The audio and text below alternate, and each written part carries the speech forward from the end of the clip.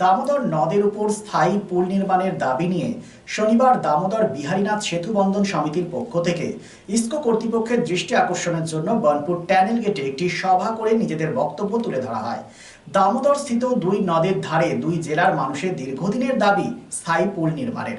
এই পুল নির্মাণে শুধু পশ্চিম বর্ধমান জেলা নয়, বাঁকুড়া এবং পুরুলিয়া জেলার মানুষও উপকৃত হবেন। রাজ্যের প্রধানমন্ত্রী এসেছেন, দেশের প্রধানমন্ত্রীর কাছে তারা আবেদন করেন এই পুল নির্মাণ যাতে ব্যবস্থা করা হয়। কি বললেন তারা, শুনবো।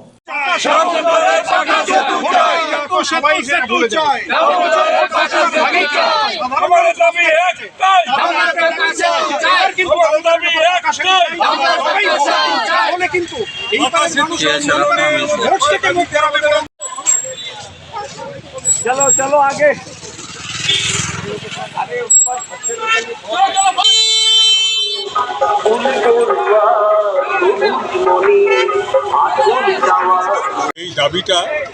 এই দাবিটা তো দীর্ঘদিনে শুনলেন, আমরা যখন ছোট তখন থেকে এই দাবির কথা শুনতে আসছি।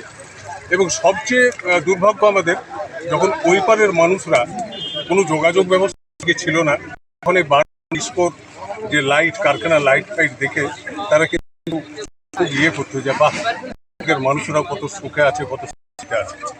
এবারে আস্তে আস্তে প্রগ্রেসিভভাবে আমরা এগিয়ে এসেছি এবং এই জায়গায় এসে উপস্থিত হয়েছি।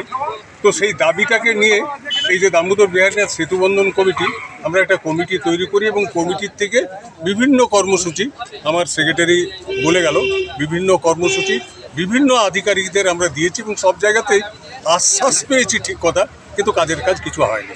এইবারে নিশ্চয়ই জনগণের স্বার্থে যখন লড়াই করছি, তখন জনগণের দ্বারা নির্বাচিত জনপ্রতিনিধিরা তাদের একটা দায়বদ্ধতা আছে এবং সেটাও কিন্তু আমাদের চোখে কিন্তু আমরা দেখেছি যে তারা শুধু এসে হয়তো দেখেছে, দু চার কথা বলেছে, কাজের কাজ কিন্তু কিচ্ছু হয়নি। এটা খুব দায়িত্ব সহকারে আমরা, যিনি এমএলএ আছেন বা ওই পারেরও যিনি এমএলএ আছেন, নিশ্চয়ই তাদের একটা দায়বদ্ধতা পড়ে বা দায়বদ্ধতাকে আমরা বারবার স্মরণ করিয়ে দিতে চেয়েছি।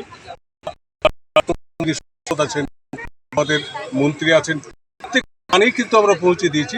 তো যেটুকু আশানুরূপ ফল পাওয়া দরকার সেটা কিন্তু এখনো অবধি আমরা পাইনি। সামনে তো ভোট আসছে, তো আপনাদের আজ কি ইস্যু নিয়ে আপনারা আজকে ইসকো কর্তৃপক্ষের সামনে এসেছেন? আমাদের এটা দামোদর বিহারীনাথ সেতু বন্ধন কমিটি দীর্ঘ 6 মাস আগে আমাদের একটা সালতলায় মিটিং হয়েছিল, যেটা আমাদের সালতলায় প্রধান অফিস, শাখা অফিস, বানপুর পশ্চিম বর্ধমান শাখা। আমাদের সেখানে আমাদের যে কর্মসূচি হবে আগামী দিনে তার একটা রূপরেখা আমরা তৈরি করে নিয়েছিলাম এবং আমরা বিগত 22 ফেব্রুয়ারি আমরা আবার একটা কমিটির মিটিং থেকে ঠিক করলাম। चलो चलो आगे।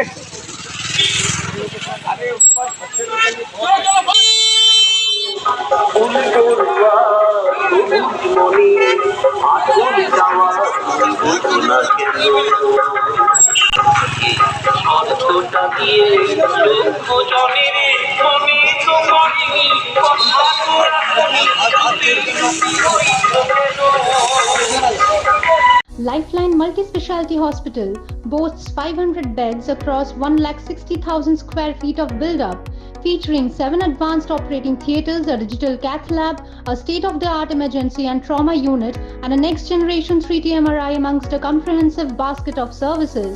Renowned super specialists from premier institutes deliver top-tier care, supported by digitalized integrated healthcare for seamless coordination. Lifeline prioritizes innovation and patient centricity, ensuring comprehensive top-class services. So for premier medical treatment, visit Lifeline Multi-Speciality Hospital, Kalipahari, Asansol, NH2 District, Paschim Bardhaman, West Bengal. ক্রমশ বাড়ছে আসানসোল শিল্পাঞ্চলের আর্থিক এবং সামাজিক পরিসর। Corporate আধিকারিক এবং ব্যবসায়ীদের অন্যতম গন্তব্যস্থল শহর আসানসোল। হোটেল ইন্ডাস্ট্রির গুণগত মান বজায় রেখে আসানসোলের অন্যতম আধুনিক রুচিসম্মত থাকার জায়গা hotel Sarita dream and dormitory. এখানে পাবেন এসি, নন এসি, সিঙ্গেল এবং ডাবল বেডরুম এবং আরও অন্যান্য সুবিধা। Hotel Sarita 69 GT Road near Reliance Jewels, Bhanga Pachil, Asansol 3. Phone number 8603249260 and 790-861-6425.